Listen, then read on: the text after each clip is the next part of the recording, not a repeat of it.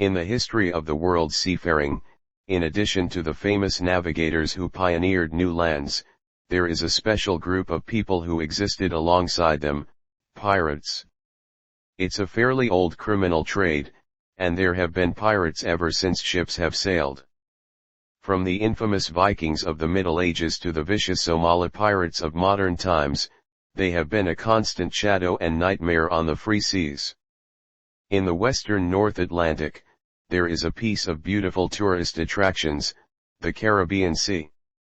17th century to the beginning of the 18th century, this sea became the world's largest wealth transportation line.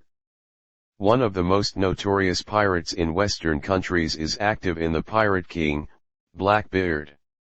To this day, many adults still use Blackbeard to scare disobedient children. But in fact, the number of merchant ships plundered during his active period is far less than the same period of the great pirate Roberts. The accumulated wealth is not even compared to the royal pirate Drake, who preceded him by more than 100 years. Blackbeard, whose original name was Edward Teach, was born in the port city of Bristol, England in 1680 AD. In his youth, he was a trainee sailor. Like many Europeans, he went to the Americas with the dream of making a fortune, but his luck seemed to be not so good, and he kept wandering around Jamaica, and in 1716, he joined the pirate team of Captain Horngold and became a pirate. They robbed for 2 years between the coast of America and the West Indies, and then robbed a huge merchant ship St. Vincent in the Caribbean Sea, harvested a lot of gold, silver and precious stones. Captain Horngold was so happy that he gave the robbed ship to Edward Teach. The ship was a Dutch-built French 3-mast vessel, armed with 36 guns, and was the largest and most capable warship of the age. It had come from French Guinea to transport slaves to the Americas, but ended up as a pirate's booty. Edward named it the Queen's Revenge, and then plundered it, constantly expanding its equipment and personnel, deploying a total of 6 guns and more than 70 sailors. Within a few months, Edward Teach was known as Blackbeard for his ruthlessness and brutality. His reputation quickly spread throughout the Caribbean. He was extremely ugly and vicious, and legend has it that his beard was as long and dirty as his hair, tangled together and often tied into many pigtails.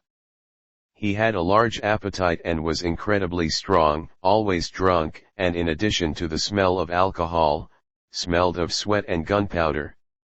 Generally, pirates commonly used ships are not big, and countries compared to the official naval fleet, whether it is the size or firepower gap is obvious. The only advantage is that the speed is fast, more flexible.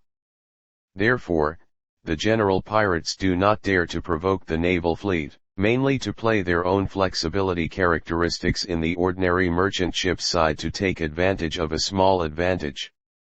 But Blackbeard cannot care about these, even if there is the Royal Navy battleship escort merchant ships. He also want to rob, and robbed without fear of death. Look, so that the regular members of the Navy are extremely fear. His notoriety has also spread. One of Blackbeard's most daring actions was the raid on the port of Charleston, South Carolina, where in May 1718 he led his fleet in a surprise attack on the harbor. The harbor's original 8 ships were disarmed before they had time to react. Blackbeard blockaded the city and took several hostages to hold the city government to ransom. He demanded a huge ransom and medicines in exchange for the hostages, and the city had no choice but to fully comply with the pirates' demands. In the end, Blackbeard with cotton, tobacco, medicines, as well as £1.5 million worth of gold and silver treasure, unharmed evacuation of Charleston Harbor. Blackbeard took great pleasure in torturing people.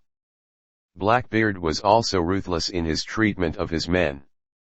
After possessing great wealth, he did not want to share it with his brothers, but ran his ship, the Queen of Vengeance, and 2 others aground on a small island, ordering most of the sailors to go down to the ship to be repaired, while he and 40 of his most loyal men snuck off in another ship, leaving the sailors on an island with no food or fresh water, and no plants or animals. Luckily, a ship happened to pass by 2 days later, otherwise the sailors would have died on the island. Blackbeard's robbery and cruelty finally angered the victimized merchants, plantation owners, and ship owners. And he met a tough challenger.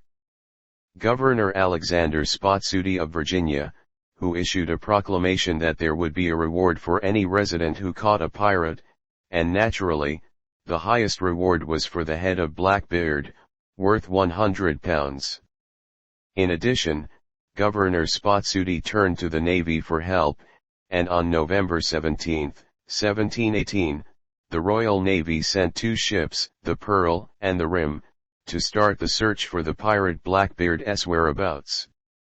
On the night of November 21, the Royal Navy finally found Blackbeard's ship Adventure in the Straits of Ocracoke, and in the early hours of the 22nd, a battle was fought. The Royal Navy's Jenny and cavalry ship to fight first, the guns fired. Blackbeard has been prepared in advance, he is not ambiguous to return fire, both sides were killed and wounded. Suddenly, Blackbeard's Adventure ship hit the rocks, they were ready to fight to the death, with hand grenades made of clay to attack the Royal Navy's Jenny. In the smoke, the deck was empty. Just when the pirates were glad to have killed their opponents, the English soldiers suddenly came out of hiding. The battle ended in victory for the Royal Navy, who killed 12 pirates and captured 9 alive. The infamous Blackbeard was also killed by the soldiers after being shot 5 times and stabbed more than 20 times. Immediately after the battle, the British soldiers searched the Adventure ship, but they only found 145 bags of cocoa beans, 11 barrels of wine, a bale of cotton. Imagine that there is no trace of gold and silver treasure. Since then, around the Blackbeard treasure has produced countless legends. He did not leave a trace anywhere, even a treasure map. He once claimed, only God and himself know where his treasure is hidden. Over the years, people searched every place where he might have hidden his treasure, all to no avail. So many looked to the Blue Sea, the final resting place of Blackbeard's ships, hoping to find a clue in the wreckage, and in 1997, the exciting news came, American divers had found the Queen of Vengeance. The wreckage of the Queen of Vengeance was found by American divers. It is located 200 meters off the coast of North Carolina, where the Hurricane Corridor, which has terrorized countless sailors, is the last resting place of countless ships. Divers from the Queen of Vengeance salvaged from the ship with brass casting the ship's bell and lead whacking, guns and other relics, enough to prove that the 18th century British pirates rampant, but so far there is no clues about the Blackbeard huge treasure. Reluctant to give up, people are still continuing to search. After all, Blackbeard, the amount of treasure is amazing, can find even 1/10,000th can make people rich overnight.